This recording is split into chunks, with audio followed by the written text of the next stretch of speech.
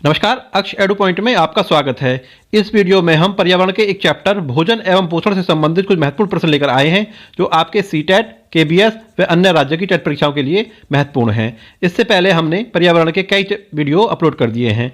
अगर आपने वो नहीं देखे हैं तो आप हमारे चैनल पर विजिट करके उनको देख सकते हैं। उन वीडियोज़ की प्लेलिस्ट है, उसका लिंक हम अपने कमेंट बॉक्स में डाल देंगे, आप वहाँ पर जाकर उनको देख सकते हैं। सभी वीडियोज़ बहुत ही इंपॉर्टेंट हैं, बहुत ही इंपॉर्टेंट प्रश्न उसमें दिए गए हैं और एनसीईआरटी सिलेबस से संबंधित हैं।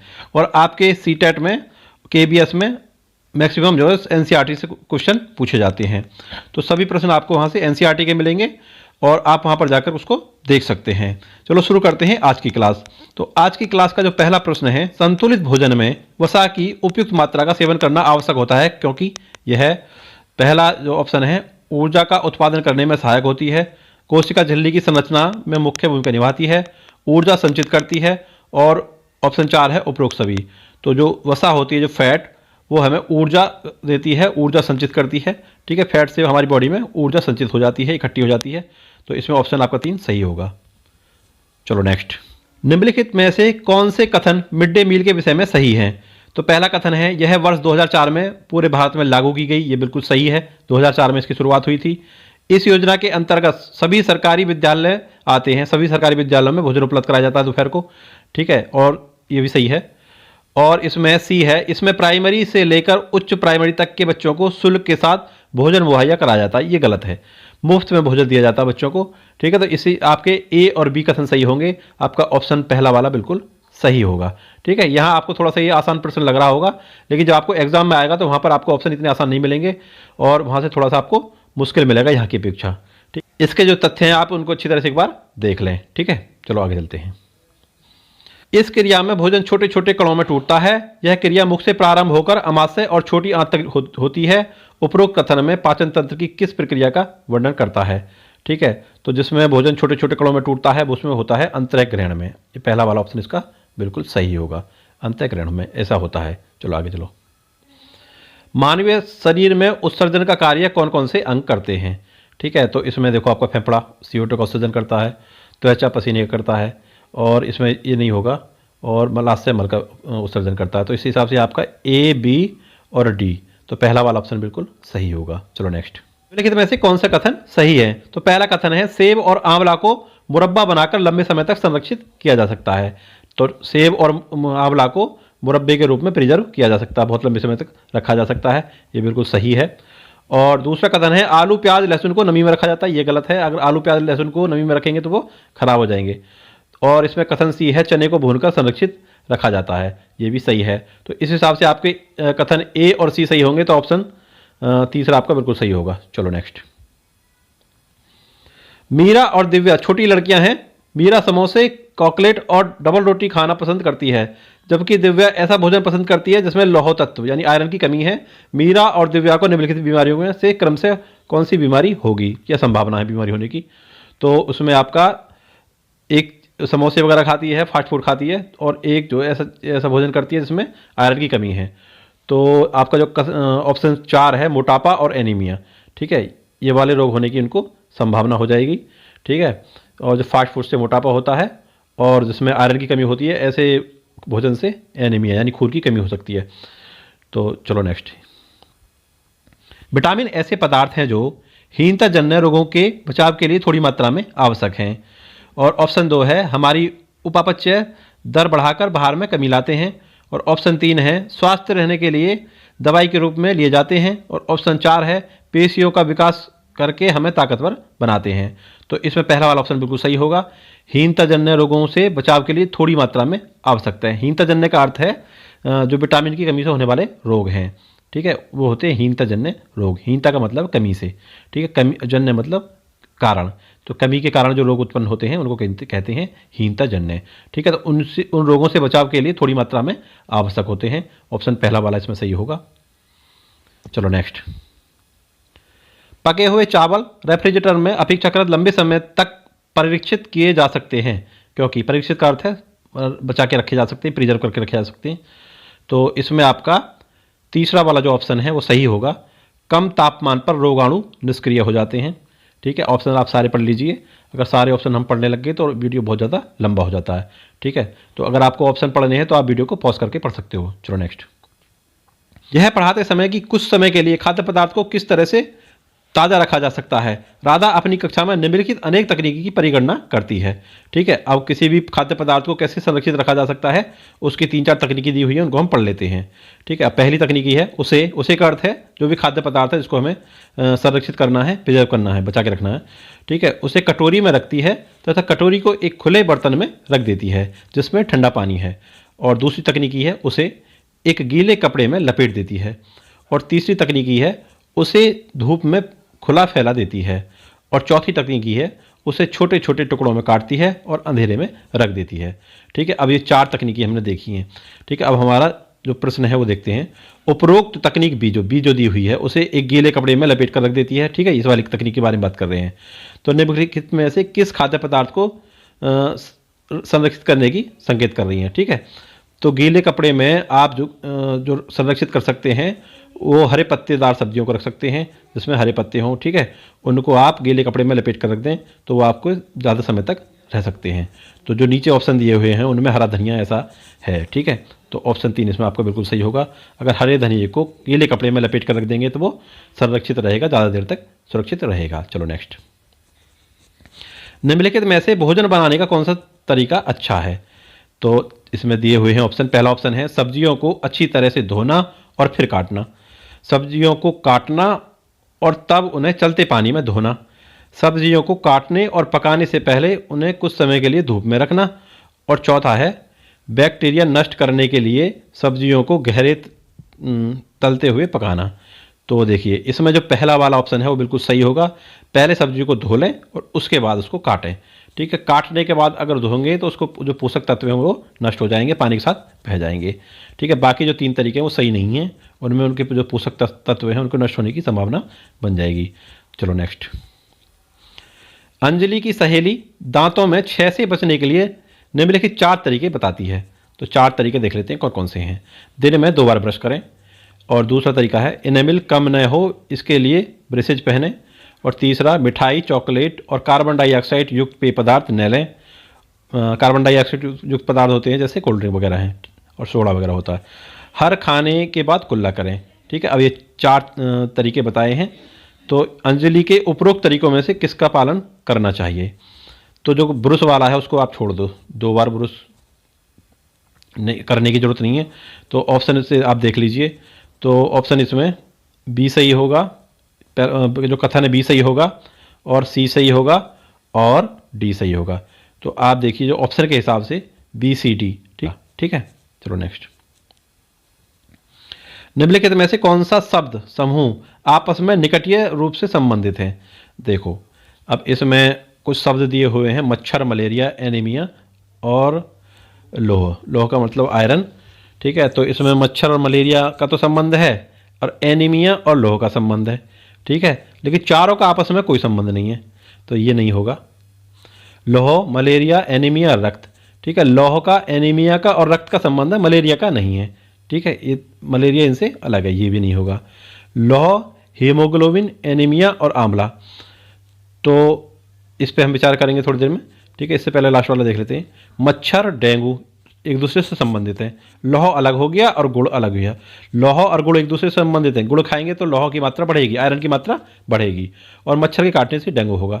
ठीक है, ये एक दूसरे से दो कनेक्ट है, ये इससे कनेक्ट है और ये इससे कनेक्ट है, लेकिन चार आपस में कनेक्ट नहीं है। लेकिन तीसरे वाले ऑप्शन में अगर आप देखेंगे तो जो ब्लड में लौह यानी आयरन की कमी से हीमोग्लोबिन कम हो जाता है, जिससे एनीमिया रोग हो जाता है, और आंवला से वो एनीमिया रोग समाप्त होता है। ठीक है, लौह की मात्रा कम जो है वो बढ़ जाती है, जिससे एनीमिया रोग ख़त्म हो जाता है। हीमोग्लोबिन की मात्रा बढ़ जाती है, एनीमिया रोग खत्म हो जाता है। तो ये चारों जो है एक दूसरे से कनेक्ट हैं, तो ये वाला ऑप्शन इसमें सही होगा। चलो नेक्स्ट। रजत ने अपने मित्र से कहा, मैं नहीं खेल सकता क्योंकि मुझे बुखार है। मैं कपकपी, बुखार, सिर दर्द और अंत में पसीना आने के चक्र से गुजरता हूँ। रक्त की जांच के बाद डॉक्टर ने मुझे एक कड़वी दवाई दी। रजत किस रोग से पीड़ित हो सकता है? ठीक है, तो ऐसा होता है मलेरिया में। कपकपी छूटती है, पहले ठंड लगती है, फिर बुखार आता है, सिर दर्द होता है, और जब बुखार कम हल्का होता है तो पसीने आते हैं। ठीक है, तो ये आपका पहला वाला ऑप्शन इसमें बिल्कुल सही होगा। चलो नेक्स्ट। निदान के पश्चात कोई डॉक्टर रोगी से यह कहता है कि उसके खून में हीमोग्लोबिन की कमी है, तो उस रोगी को आयरन की कमी को पूरा करने के लिए क्या क्या खाना चाहिए? तो देखो, आयरन की कमी को पूरा करने के लिए खाना चाहिए आंवला, हरे पत्तेदार सब्जियां और गुड़। पहला वाला ऑप्शन इसमें बिल्कुल सही होगा। चलो नेक्स्ट। निम्नलिखित समूह में से उस समूह को चुनिए जिसमें खाना पकाने का तरीका दिए हुए हैं। ठीक है, खाना पकाने के तरीके दिए हुए हैं। ठीक है, अब वो देख लीजिए कौन कौन से हैं। उबाल कर, गूंथ कर, भून कर। तो गूंथने में जो खाना पकता नहीं है, खाना बनाने की प्रक्रिया में बीच में गूंथने का रोल है, लेकिन ये पकाने में इसका कोई रोल नहीं है। ठीक है, अब जैसे दूसरा वाला देखें, सेक कर, उबाल कर और बेल कर। ठीक है, इसमें बेल कर आ गया, तो बेलने में पकता नहीं है खाना। ठीक है, तो इसमें बेल कर आ गया, ये भी नहीं होगा। तल कर, भिगो कर, भून कर।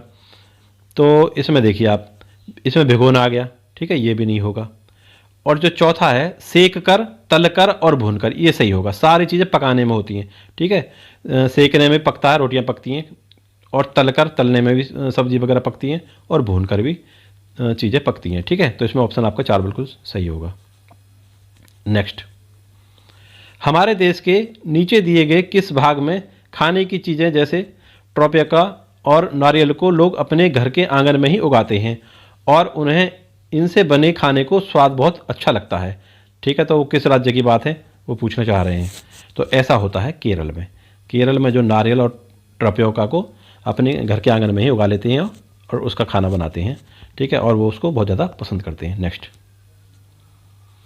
कोई डॉक्टर एक मरीज को खाने के लिए कुछ दवाइयाँ लिखता है और साथ ही गुड़, आंवला और हरे पत्तेदार सब्जियां खाने को सुझाव देता है।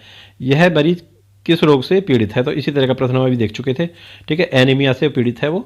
उसमें लौह तत्व यानी कि आयरन की कमी हो गई है, जिससे हीमोग्लोबिन की कमी होगी और उसको एनीमिया रोग हो गया है। तो ऑप्शन 40 में बिल्कुल सही होगा। नेक्स्ट।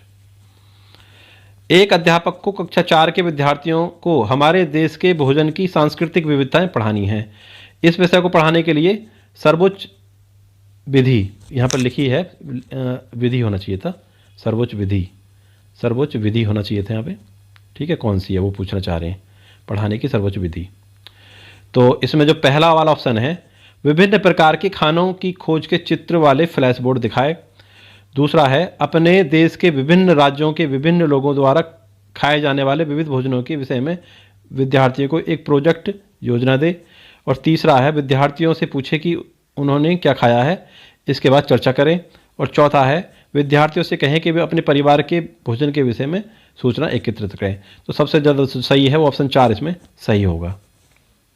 चलो नेक्स्ट। रीना आम पसंद करती है, वह इन्हें जाड़े के लिए संरक्षित करना चाहती है।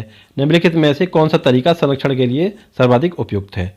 तो अगर आम ही खाना चाहती है वो, तो वो फ्रिज में ही रखने पड़ेंगे। ठीक है, तो तभी वो आम सुरक्षित रहेंगे जाड़ों के लिए। इसमें ऑप्शन 4 बिल्कुल सही होगा। आपने देखे होंगे कि जाड़ों के मौसम में भी या बिना मौसम के भी आम आपको दिख जाएंगे बाजार में, तो वो फ्रिज में रखे हुए आम होते हैं। ठीक है, तो ये ऑप्शन 4 इसमें सही होगा। चलो नेक्स्ट। मनचाही खाद्य पदार्थ व भोजन देखकर मुंह में पानी आने का कारण क्या है? तो इसका कारण होता है लार ग्रंथि की सक्रियता। ऑप्शन 2 इसमें सही होगा। नेक्स्ट। मिड डे मील योजना जो कि 1986 में आई थी, शुरू करने का प्रमुख उद्देश्य ठीक है क्या है वो? तो इसमें पढ़ाई हेतु भोजनाभाव को ख़त्म करना। भोजनाभाव का अर्थ है कि मान लो जैसे कोई बच्चा है, उसको वो भूखा है, उसने खाना नहीं खाया सही से, तो उसको क्या है, पढ़ाई में ध्यान कम रहेगा, पढ़ने में मन कम रहेगा, और भोजन के लिए उसको भूख की उसको ज़्यादा सताएगी। ठीक है, तो भोजनाभाव को ख़त्म करना ये सही है। प्रारंभिक शिक्षा सुनिश्चित करना ये भी सही है। और पौष्टिक भोजन सबका अधिकार ये भी सही है। ठीक है, तीनों ही जो उद्देश्य थे उसके लिए मिड डे मील योजना 1986 शुरू की गई थी। ऑप्शन 4 इसमें सही होगा। चलो नेक्स्ट। किशोरावस्था में अतिरिक्त पौष्टिक आहार अत्यावश्यक है क्योंकि इस अवस्था में अनेक शारीरिक मानसिक परिवर्तन होते हैं। किशोरावस्था की आयु वर्ग है, मतलब किस आयु को किशोरावस्था कहते हैं? तो इसमें जो 13 से 19 वर्ष का बच्चा होता हो वो किशोरावस्था में होता है। ये वाला ऑप्शन सही होगा। तो नेक्स्ट। एक तरफ तो कालाहांडी में सर्वाधिक चावल पैदा कर निर्यात किया जाता है, तो दूसरी तरफ वहाँ भुखमरी से लोग मर रहे हैं। कालाहांडी किस राज्य में है? तो कालाहांडी जो है वो उड़ीसा में है, वहाँ पर भुखमरी से लोग मर रहे हैं और सर्वाधिक चावल उगाया जाता है। नेक्स्ट, भोजनापरांत हमें नींद आती है क्योंकि इसे पचाने हेतु रक्त पेट में आता है। कहाँ से? ठीक है, तो मस्तिष्क से रक्त जो है पेट में आ जाता है, तो इसलिए हमें क्या थोड़ी सी नींद आ जाती है, सुस्ती सी आ जाती है। ऑप्शन 3 इसमें बिल्कुल सही होगा। भोजन खाने के बाद जो उसको पचाने के लिए जो रक्त आता है वो मस्तिष्क से थोड़ी देर के लिए पेट में आ जाता है। ठीक है, तो इसलिए हम थोड़ी सी सुस्त से हो जाते हैं, हमें नींद सी आती है। ऑप्शन 3 इसमें सही होगा। नेक्स्ट, अंकुरित साबुत मूंग में प्याज, टमाटर, नींबू और नमक मिलाकर खाने की परंपरा आम है। इसमें सर्वाधिक मात्रा में मिलता है। तो ये जो मिश्रण बन गया है अंकुरित मूंग का, प्याज का, टमाटर का, नींबू का, नमक का, इसमें सबसे ज़्यादा क्या होंगे? खनिज होंगे। ऑप्शन 4 इसमें बिल्कुल सही होगा। नेक्स्ट, फलों का खट्टा मीठा होना निर्भर करता है किस पे? तो जो खट्टे होते हैं वो अम्ल, मतलब एसिड जो होते हैं वो खट्टे होते हैं, और मीठा मतलब इसमें अगर ऑप्शन देखेंगे आप तो स्टार्च जो है वो मीठा होता है। ऑप्शन 2 बिल्कुल सही होगा, अम्ल से खट्टे और स्टार्च से मीठे। नेक्स्ट, हमारा शरीर गर्म रहता है क्योंकि भोजन से प्राप्त ऊर्जा ऊष्मा में बदल जाती है। तो जो भोजन से प्राप्त ऊर्जा है ऊष्मा में बदल जाती है ऑक्सीडेशन, ऑक्सीकरण के द्वारा। ये वाला ऑप्शन इसमें सही होगा, पहला वाला ऑप्शन। ठीक है, ऑप्शन ऊपर नीचे हो गए हैं। अभी सीटेट की जो परीक्षाएं हो रही हैं उनमें ऑप्शन भी इसी तरह से आ रहे हैं, ऊपर नीचे। ठीक है, तो आप यहाँ से थोड़ा सा देख सकते हो उसको। चलो नेक्स्ट, छोटे से बीज से इतना बड़ा पौधा कैसे बनता है? आखिर बीज के अंदर क्या होता है? ऐसे प्रश्न भयात्मक हैं, प्रेरणादायक हैं, जिज्ञासात्मक हैं, नीरस हैं। तो जिज्ञासा होती है, मतलब ऐसा आखिर ऐसा होता क्या है? तो ऐसे प्रश्नों को कहते हैं जिज्ञासात्मक। तो ऑप्शन इसमें 3 बिल्कुल सही होगा। नेक्स्ट, निम्नलिखित में से हमारे देश के किस राज्य में अधिकतर लोग नारियल के तेल में पकी हुई समुद्री मछली खाना पसंद करते हैं? तो राज्य का नाम वो पूछना चाह रहे हैं, तो राज्य होगा इसमें गोवा। ऑप्शन 2 सही होगा ऑप्शन के हिसाब से। नेक्स्ट, कांच के लिए जार तथा बोतलों को उनमें अचार भरने से पूर्व सूर्य की धूप में अच्छी तरह से सुखाया जाता है, ऐसा क्यों? तो इसमें आप देखिए ऑप्शन 3 जो है नमी को पूर्णतः हटाने के लिए। ठीक है, ये वाला सही होगा। अगर नमी रहेगी तो उसमें जो अचार है वो खराब होने की संभावना बनेगी। नेक्स्ट, मानवों के पेट में अमावस्या रस की प्रकृति जो भोजन को पचाने में सहायता करती है।